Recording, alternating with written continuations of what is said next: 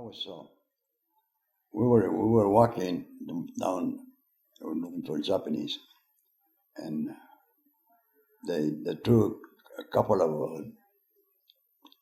motors, Japanese from where they were at, I don't know, but they go like that, and they hit, and one of the pieces hit me in the nose when I was walking, and I just fell down, because it hurt me right there. So they picked me up, and they went back to the medic, and he put me some stuff in there, I don't know what, and they took me to the medics in the back, because we had the whole division, and they cured me there, and they sent me back back to the front lines again. But while I was in the front, I had some white tape on there, so I just threw a little water in the ground and picked up some dirt in there, so that white would go away, so they couldn't see me, and I went. It was okay for a while, I couldn't breathe very good, but they needed every guy they could afford, to be there. So they sent me back, and then later on, and I'd say after about 5 or 6 months later, no, a little bit more than that, when I was in Mindanao, is when those two guys hit. No, in Busan was when those two guys got killed, besides me. But when I got hurt the second time was in Mindanao, just before the war was over, and they threw some more mortar shells on it, because that's what they mostly used. Mortar shells. They had tons and tons of them, mortars, and those did a lot of damage. Sometimes more than a regular barrages from the Navy or something. They did not a lot of damage, because they threw 3 or 4 at a time, and when they hit, they split off, and so I went to. That's where I got hit the second time, and they took me to the place where they took care of us in the back of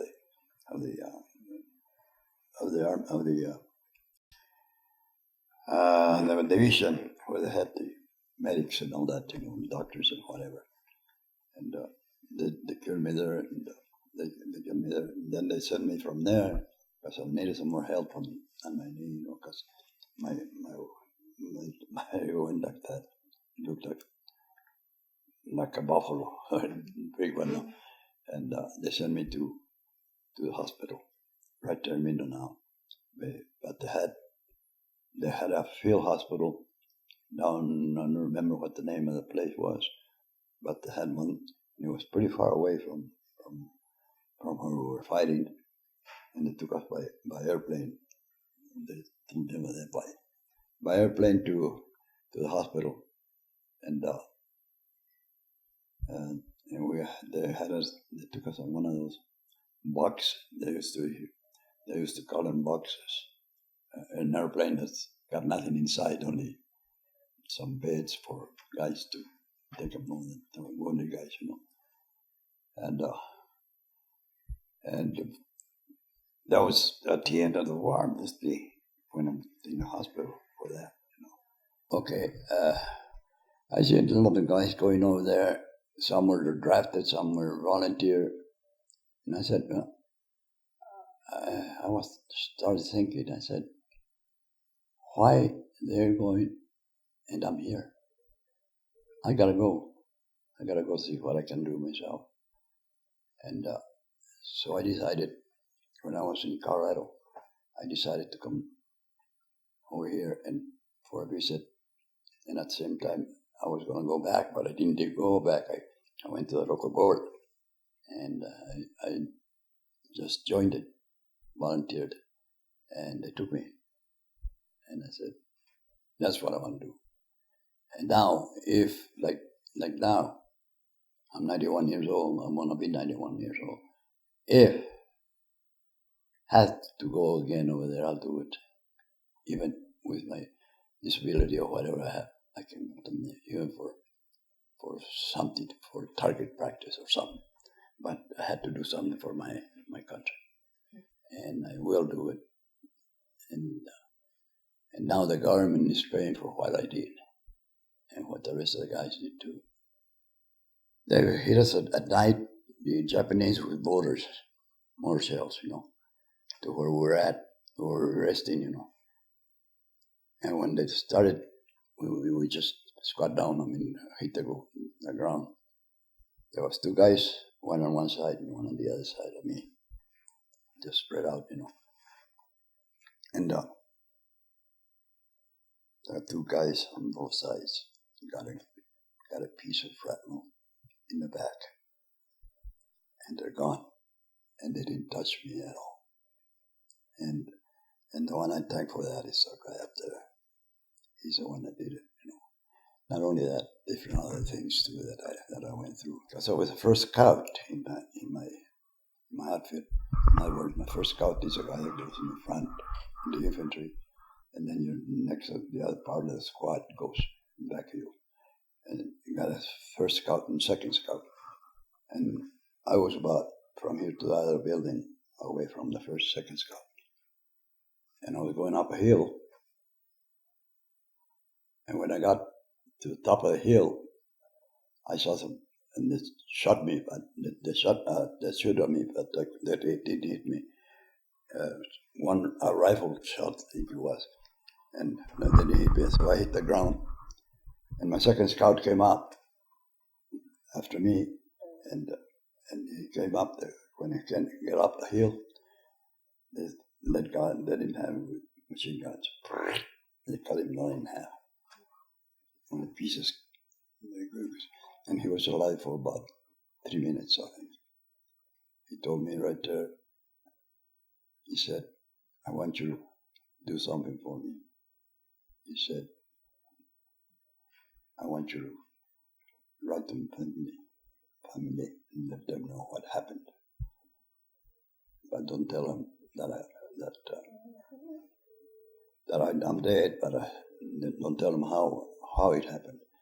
I'm dead. And so I did.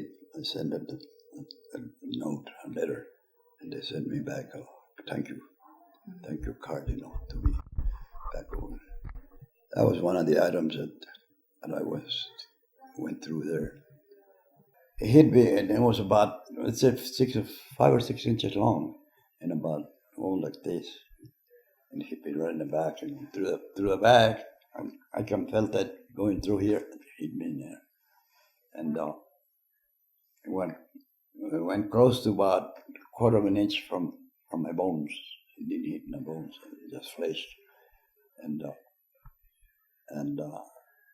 I took my fingers in there, which had burned my fingers trying to get it out because it was hot. And well, from there they picked me up in the stretcher and took me back, and then they put some stuff in there, and then they sent me to the hospital from there. I was doing that, and I had a lot of. You had a river going through, and there were Japanese on the other side, about 5 or 6 machine guns, so just waiting for us. When I got close to them, I saw something. I didn't know what it was, but I saw it, and I told the other guys in the back. And when they got a little bit closer, and the Japanese let us have it, But I was already in the ground in then for one of the bullets hit the squad leader in the shoe, and he went through heel and inside. It burned his bottom of his feet, burned it with a bullet. And he said if Herman would have done what he did, because I warned him, right away, I don't know what would have happened. We would have gone killed all of them, because they had about 6 machine guns on the other side of the river. And we pulled back from there. and we ordered some artillery shells, and they got them, and then they sent us from there to Bataan, and Luzon, which is, Bataan is in Luzon, the island of Luzon. And I went to where they had the death march. We went through there, and they had Japanese, Americans, Filipinos in that road. We went over there, dead, and it was terrible because it was smell and stuff. And this happened in 42, and we went through there in 44. That was 2 years later, and that's what we saw on the death march. Those guys they went through what they call to hell, and some of them come back, but some of them already gone to. Here in Vegas, I think we only have one.